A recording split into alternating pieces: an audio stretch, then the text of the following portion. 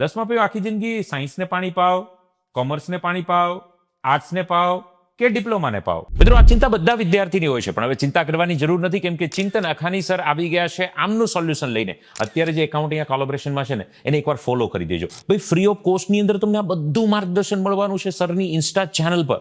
અને સાંભળો, ક્યારે પ્રોગ્રામ, એની બધી અપડેટ્સ પણ ત્યાં આવશે.